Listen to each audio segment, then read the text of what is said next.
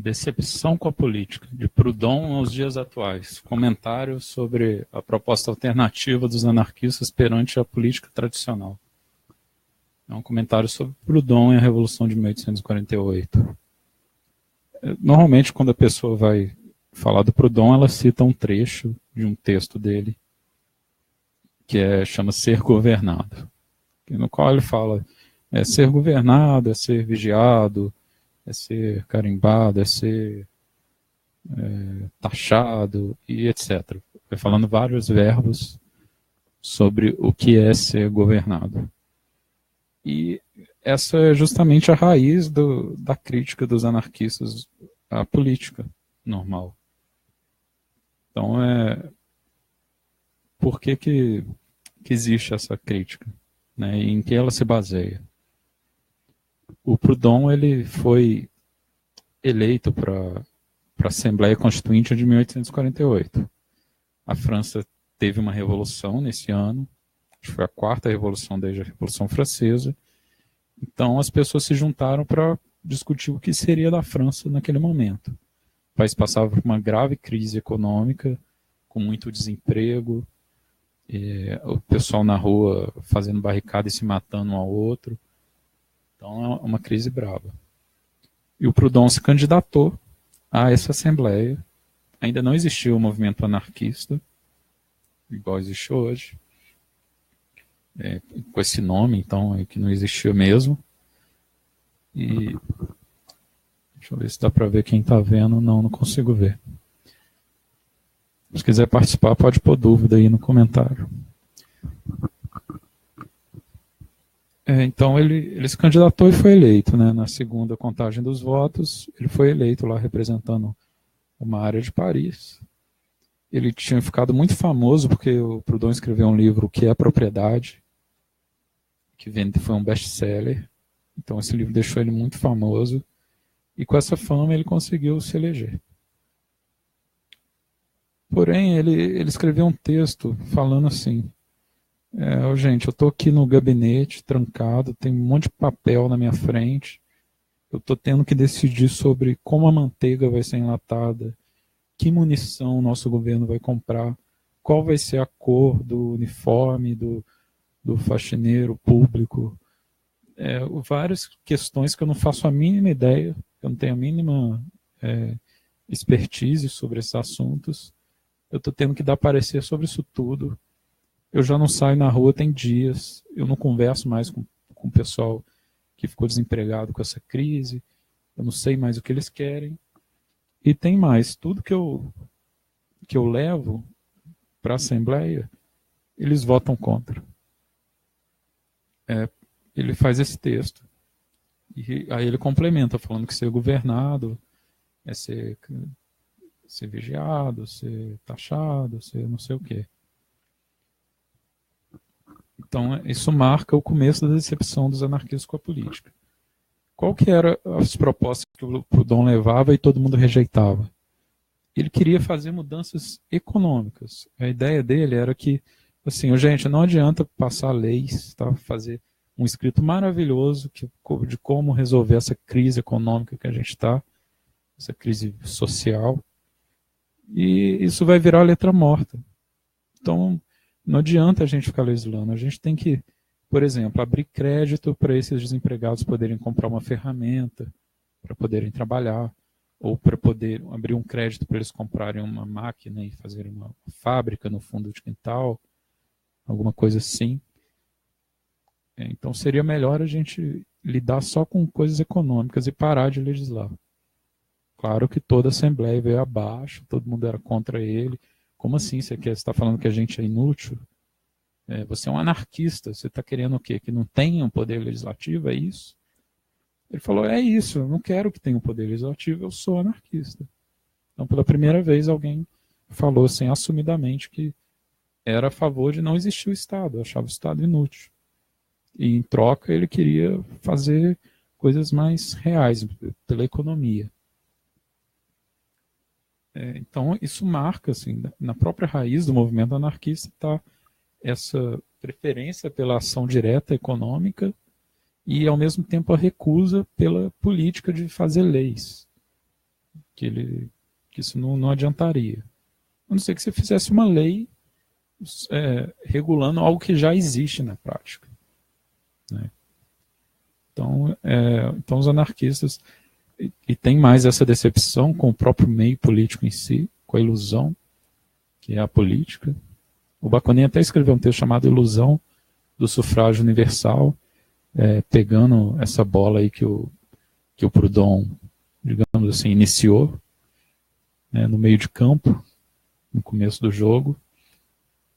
E até hoje, depois o Faure fala também contra a eleição, e até hoje os anarquistas rejeitam completamente a política, e isso é política mesmo, que se falar qualquer pessoa assim, política, a pessoa sabe o que é, né? A gente rejeita isso. Então, eu tenho visto aqui no grupo muita discussão sobre isso, tipo, a gente tem que votar no Ciro Gomes, senão o Bolsonaro vai ganhar. E na minha visão, sim, os anarquistas eles não se importam com isso. Não é a nossa dimensão de atuação, de preocupação, não é por onde a gente pauta a nossa mente, não é nessas discussões sobre político X ou Y, partido X ou Y. A gente se organiza economicamente. E quando a gente quer uma mudança, uma proposta, a gente faz pelos nossos próprios meios, pelos nossos próprios braços, individualmente, cada um consciente do que quer, sai na rua, e vem outro também, sai junto, e a gente acaba formando uma multidão e solicitando. Por exemplo, está tendo agora a discussão da Previdência. Então, como o anarquista agora em 2018 se posicionaria perante essa discussão da Previdência? O que é? A gente tem que tirar o Temer, colocar fulano, lutar contra a direita para a esquerda entrar e salvar a nossa Previdência? Bem, o fato é que o mensalão foi uma votação, foi uma tentativa do Lula de comprar o Congresso, e eu acho que o Senado também, para votarem justamente a reforma da Previdência. E óbvio que não era para melhorar, né? É claro que não era. Então a proposta anarquista é que esse dinheiro da Previdência, ao invés de estar um bolo lá em Brasília, que ele esteja descentralizado e na mão dos trabalhadores. Que o trabalhador refaça as suas organizações de auxílio mútuo e que dentro dessas organizações, em cada cidade, em cada federação de uma profissão ou de uma indústria, que esse dinheiro esteja na mão dele, sob o controle dele, que acabe a carteira de trabalho, que é um arcabouço fascista, daqui a pouco eu falo mais sobre isso, do Mussolini, né? E que o governo pare de taxar o salário do trabalhador e que ele mesmo tome conta desse fundo de ajuda à viúva, a acidentado, aposentado, esse tipo de coisa. Então essa seria a proposta anarquista. E agora cabe a gente sair na rua, colar cartazes, falar com as pessoas, publicar na internet, fazer um movimento social com a nossa proposta. Aí os governantes, os políticos que se virem para fazer o que eles fizerem. Se, por exemplo, eles fazem uma besteira aí com a Previdência, tipo privatizam ou arrocham mais ainda em cima do trabalhador, pode estourar uma puta de uma revolta popular e o governo cair. Isso pode acontecer. E os anarquistas vão estar lá no meio com a nossa proposta. Então nós mesmos pautamos as nossas próprias cabeças a partir de parâmetros nossos, que são ações diretas econômicas, de pressão contra o capital. Sempre foi assim. Por exemplo, as leis trabalhistas. Existe lá o corpo de leis, né, da CLT. Agora, uma pergunta. Quem fez essas leis? Foi o legislador que redigiu as leis e passou numa votação? No caso, quando Getúlio Vargas governava o país, ele é de uma vertente política chamada positivismo castilhista, que preconiza pela preponderância do poder executivo sobre o poder legislativo e o poder judiciário. Então foi nessa época que essa consolidação das leis trabalhistas foi estabelecida. Porém, é óbvio que ela não nasceu do governo, nem do poder executivo, nem do legislativo. Em primeiro lugar, já existiam várias leis, né? Ele só meio que justamente consolidou essas leis. Em segundo lugar, essas leis foram conseguidas pela ação direta. Ações que os anarquistas estavam encabeçando, incentivando. Não tem muita diferença entre os anarquistas e o povo. Então foram movimentos massivos, greves gerais, a greve geral é o exemplo máximo de ação direta econômica, de pressão e resistência contra o capital. Então foram várias greves gerais, não foi só em São Paulo em 17, desde 1906 que tinha greve geral organizada através de um congresso que eles fizeram lá no Rio de Janeiro e perguntaram assim, só de trabalhadores, né? Com vários delegados de associações e tal. Assim, o que a gente deve fazer? A gente deve eleger alguém para resolver nossos problemas ou agir diretamente? Através de ação direta, como greve, boicote, sabotagem, manifestação pública. Então, todo mundo decidiu, não, vamos ignorar a política e fazer a nossa pressão direta. Então, o que eles faziam? Eles cruzavam os braços, normalmente dia 1º de maio, e iam para a rua, com cartazes, né, gritando o que eles queriam.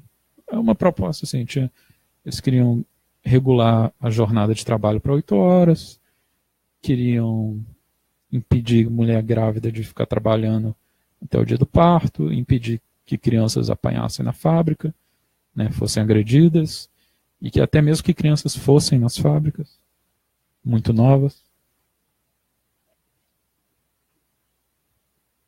E eles paravam de trabalhar, todo mundo, de todas as fábricas, redigiam um papel, entregavam esse papel para o patrão, para os patrões que estavam reunidos também, numa situação dessa. Aí, normalmente, o poder executivo, os políticos entravam no meio para amenizar a situação, para não deixar descambar para a violência. E aquilo acabava virando uma lei, sabe? É assim. Então, as leis eram conseguidas não porque os trabalhadores se juntaram, elegeram alguém, essa pessoa foi lá, levou a proposta para votação, para apreciação de todos os políticos, e esses políticos decidiram dar essa lei. Não foi assim, foi conseguido na marra, através de ação direta e não essa ação indireta, de você escolher alguém para essa pessoa ir lá, né, entrar nesse meio da política e fazer passar essa lei. Então é assim, os anarquistas agem desse modo, eles fazem a pressão direta e o governo, o poder legislativo, que se virem para regulamentar isso. Normalmente são os próprios patrões que querem essa regulamentação para poder ter uma concorrência justa entre eles. Né? Senão põe a jornada de 8 horas e o cara da outra fábrica explora mais o trabalhador e a concorrência fica desleal. Então nunca foi uma ideia do povo, dos trabalhadores, dos anarquistas, ter essas leis. Eles queriam a coisa em si. Né? A regulação da jornada, melhores condições de trabalho, etc. Então vem daí essa decepção dos anarquistas com a política, do Proudhon, desde a época do Proudhon. Isso está na nossa raiz. Eu acho que vai ser difícil, por mais que você queira inovar hoje em dia, que você fale, não, agora vai ter um político diferente. Assim, não é o nosso métier, não é a nossa dimensão de ação. O parlamento, essa política normal. A nossa coisa é mais, assim, mais verdadeira mesmo, mais viva. Né? Mais individualista, no sentido de que cada um tem que saber exatamente o que quer, e aí junta aquela massa na rua, mas são vários indivíduos ali sabendo exatamente o que querem. Né? Pode cada um ter uma opinião, mas é assim que a gente age. E não uma massa que vota num líder, num político, uma massa meio amorfa, meio que se abdica de de pensar por si mesmo, cada um em nome de uma ideia maior, de um partido, de um projeto de, de governo. Nada disso, não é o nosso jeito. Bem, é isso. Talvez eu tenha esquecido de falar alguma coisa, porque é a segunda vez que eu estou fazendo esse vídeo. O primeiro, não sei o que aconteceu com ele. Quer dizer, eu sei, eu acho que teve algum problema que o Facebook me avisou que não publicou. Então eu tentei falar de novo tudo que eu já tinha falado. Deixa eu ver se esqueci de alguma coisa. Não é isso. Se quiser comentar, fica à vontade. Falou.